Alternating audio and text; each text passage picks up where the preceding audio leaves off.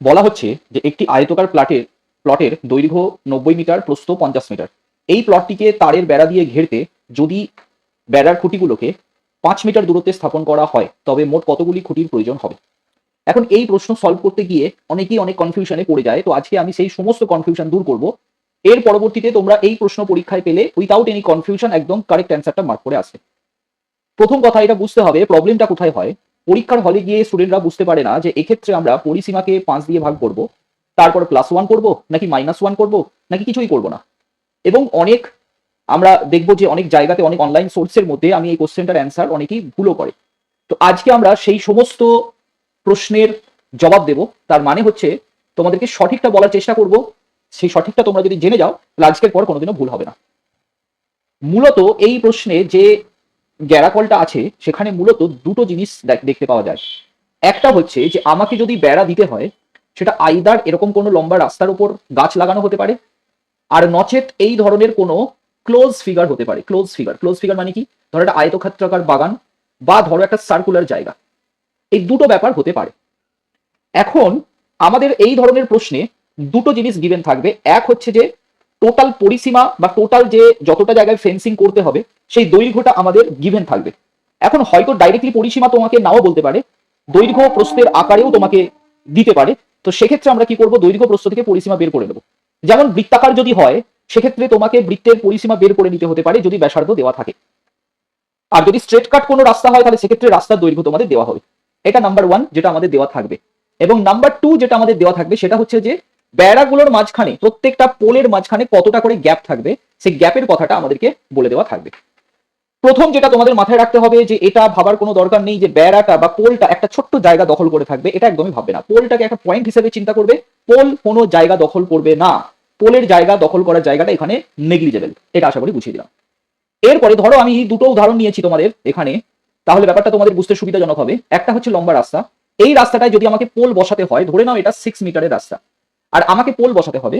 আমি যদি 2 মিটার ছাড়া ছাড়া পোল বসাতে হয় তাহলে কতগুলো পোল বসাতে হবে 2 মিটার ছাড়া ছাড়া? স্যার উত্তর হবে, অনেকেই বলবে 3, অনেকে বলবে না স্যার 4। সঠিক উত্তর কি এবার দেখা যাক।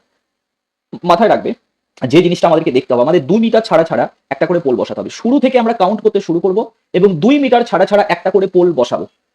বক্তব্য হচ্ছে এই যে প্রত্যেকটা 2 মিটারের গ্যাপ, ধরো এই হচ্ছে একটা 2 মিটার, প্রত্যেকটা গ্যাপের লাস্টে গিয়ে আমি 2 মিটার যাবো তারপর একটা পোল বসিয়ে দেবো। এগেন 2 মিটার যাবো তারপরে একটা পোল বসিয়ে দেবো। এগেন 2 মিটার যাবো তারপরে একটা পোল বসিয়ে দেবো। ওকে, তাহলে অ্যাকচুয়ালি আমার এখানে পোল লাগছে 6/2 দ্যাট ইজ 3টে।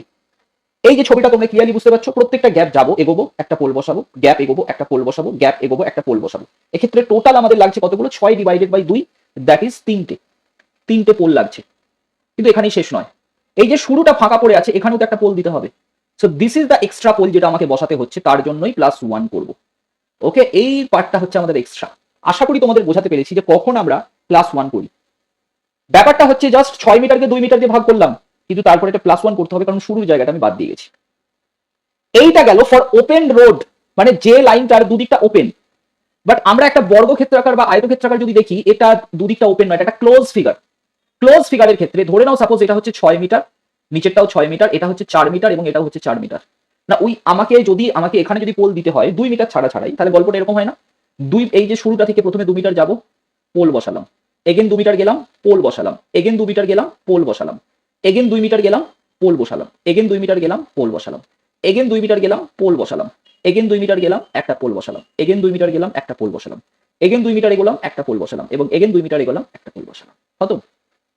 এবার মজার ব্যাপার হচ্ছে এখানে তো প্রত্যেকটা গ্যাপ একবার করে যাচ্ছি পোল বসাচ্ছি, যাচ্ছি পোল বসাচ্ছি, তাহলে টোটাল নাম্বার অফ পোল হবে এটার পরিসীমা বলতে গেলে 6 + 4 10 + 6 16 + 4 20, টোটাল 20/2 দ্যাট ইজ 10টা। প্রশ্ন হচ্ছে এখানে কি +1 করতে হবে? উত্তর হবে না। দেখো সবকটা জায়গায় পোল বসে গেছে আমাদের, যেহেতু এটা ক্লোজ ফিগার তাই এর ক্ষেত্রে +1 করতে হবে না। তার মানে আমরা যেটা শিখলাম, আমি পরিষ্কার করে দিই তোমাদেরকে, যে যদি ওপেন হয়, ওপেন এন্ড হয়, তাহলে সেক্ষেত্রে আমাদের পরিসীমা বা পরিধি যাই বলো না কেন, ভাজিত গ্যাপ এটার সাথে +1 করতে হবে। কিন্তু যদি ক্লোজ ফিগার হয়, ক্লোজ ক্ষেত্র, সেক্ষেত্রে জাস্ট পরিসীমা ভাজিত গ্যাপ, দ্যাটস অল। এইটা যদি তোমরা মাথায় রাখো, পরীক্ষার হলে কোনো কনফিউশনের জায়গায় থাকবে না। যেমন এই প্রশ্নটা আয়তক্ষেত্রাকার প্লট বলেছে, তার মানে ক্লোজ ফিগার।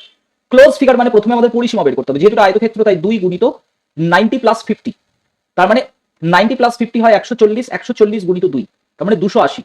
আর পরিসীমা ডিভাইডেড বাই খুঁটিগুলোর মাঝখানে গ্যাপ কত, 5 মিটার, তো ডিভাইডেড বাই 5 মিটার। একটুখানি দেখে নেবে যে ইউনিট গুলো সব সেম আছে কিনা, একটুখানি খেয়াল করে নেবে। না 280/5 মানে 56, 56 খানায় কোল লাগবে, নট 57, নট 55।